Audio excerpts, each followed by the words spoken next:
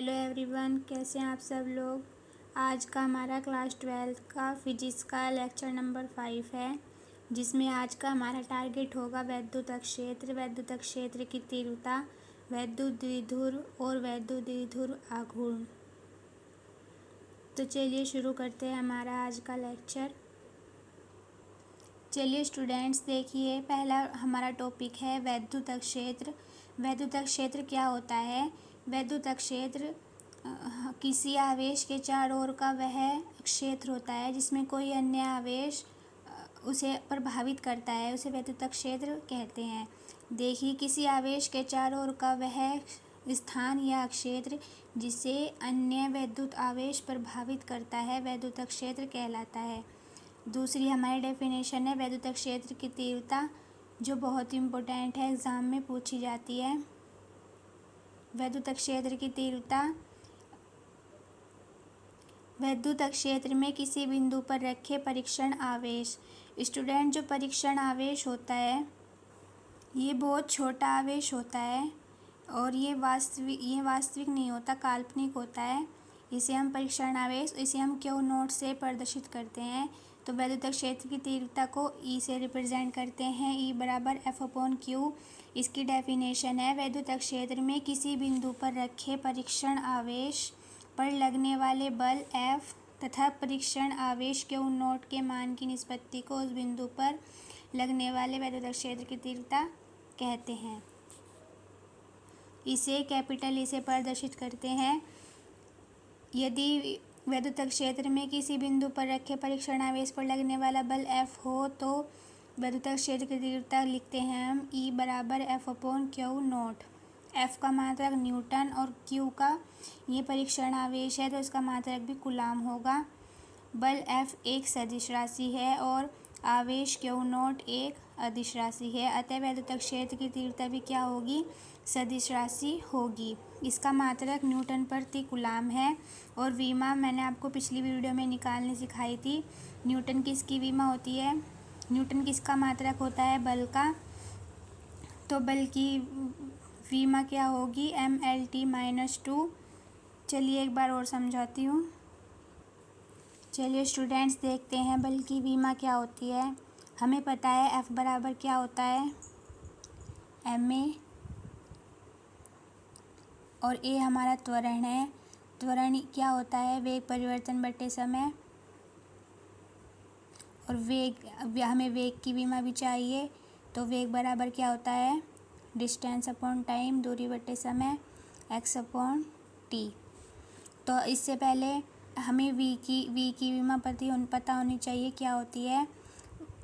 x metre में होता है, दूरी मीटर में होती है, तो इसे हम l लिखते हैं और समय टाइम तो इसे हम t लिखते हैं। तो वेग की विमा क्या होगी? LT⁻⁻1।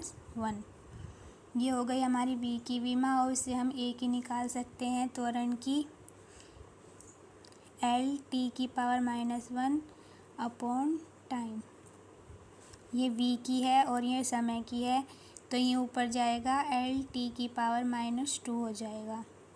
तो ये रखने पर कैपिटल M विमा होती है, तो बल की विमा क्या होगी?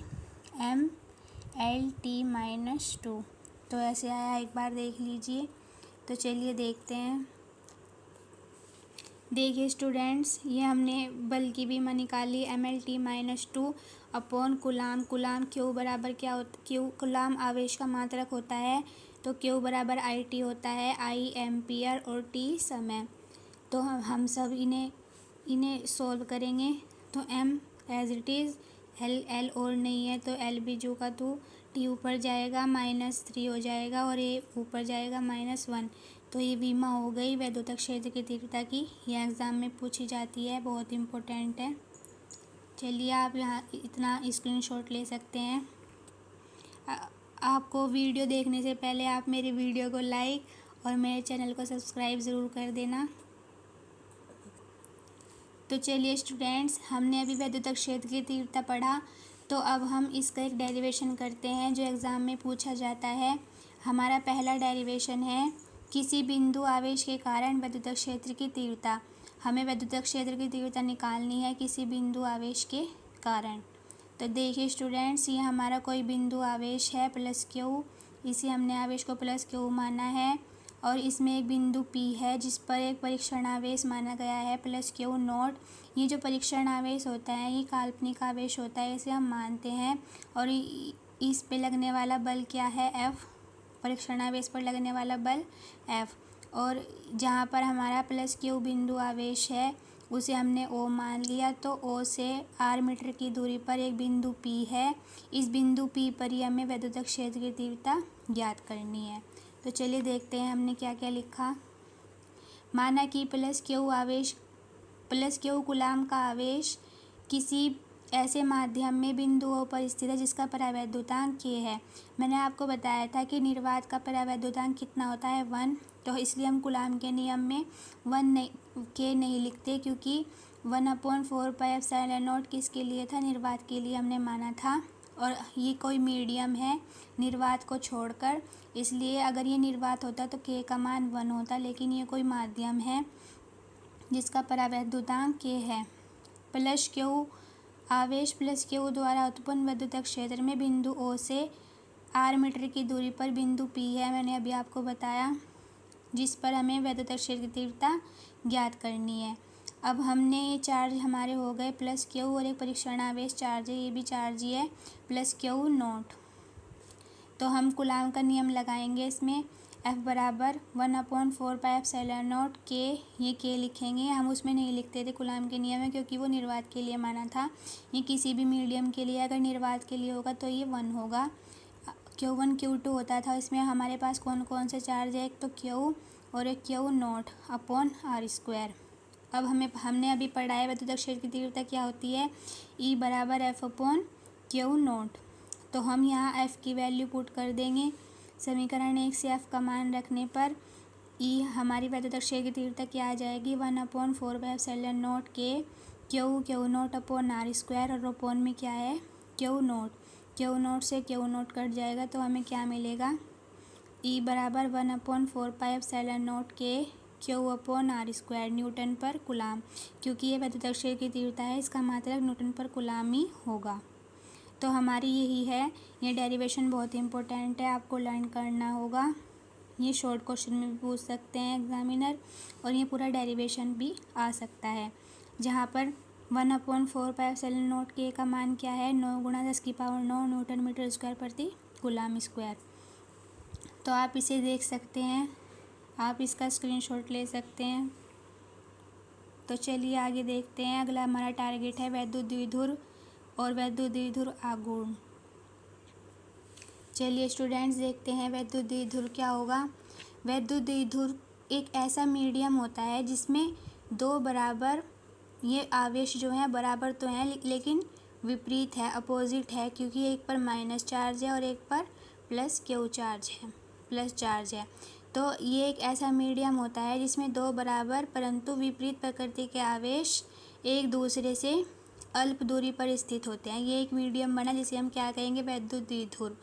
इसमें दो आवेश हैं, समान है परंतु विपरीत प्रकृति के हैं और एक दूसरे से अल्प मात्रा 2L पर स्थित हैं, अल्प दूरी पर स्थित हैं, इसलिए इसे क्या कहेंगे, हम वैद्युत द्विध्रुव। इसके उदाहरण हैं HCl, H पर प्लस चार्ज और Cl पर minus charge, H2O, HBr, NH3, CH4। ये है वैद्युत द्विध्रुव। अब हमारा अगली डेफिनेशन है वैद्युत द्विध्रुव का आघूर्ण। जो वैद्युत द्विध्रुव का आघूर्ण है वो हमें वैद्युत द्विध्रुव से ही मिलेगा।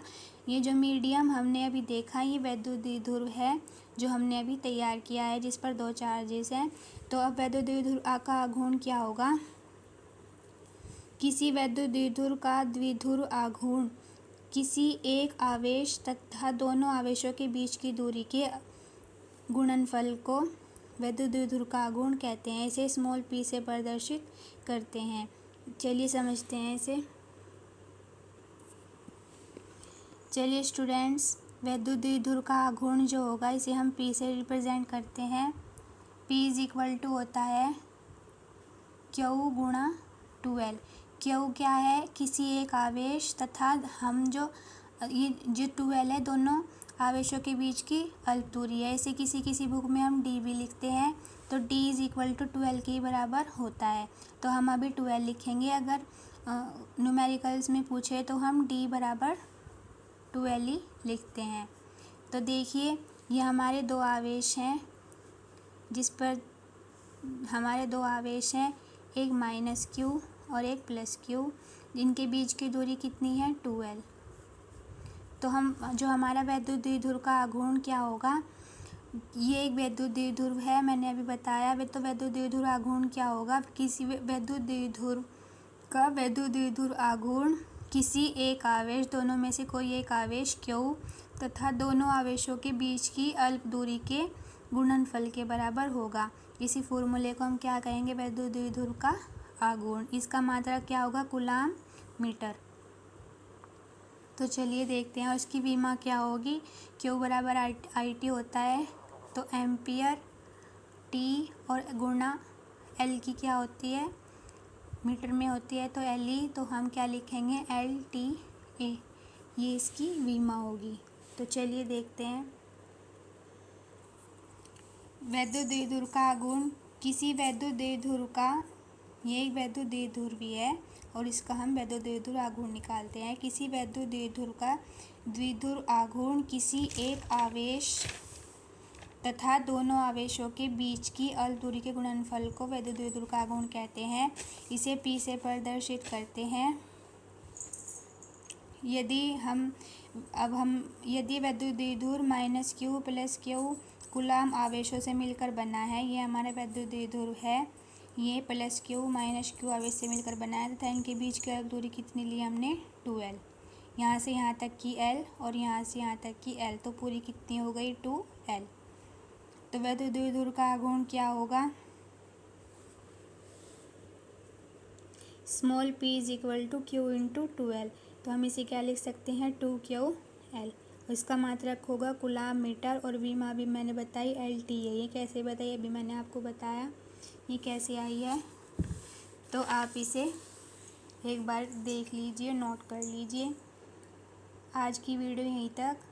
अगली वीडियो में हम इसके डेरिवेशन करेंगे जो एग्ज़ाम में पूछे जाते हैं। तो चलिए आज की वीडियो यहीं तक। नमस्कार।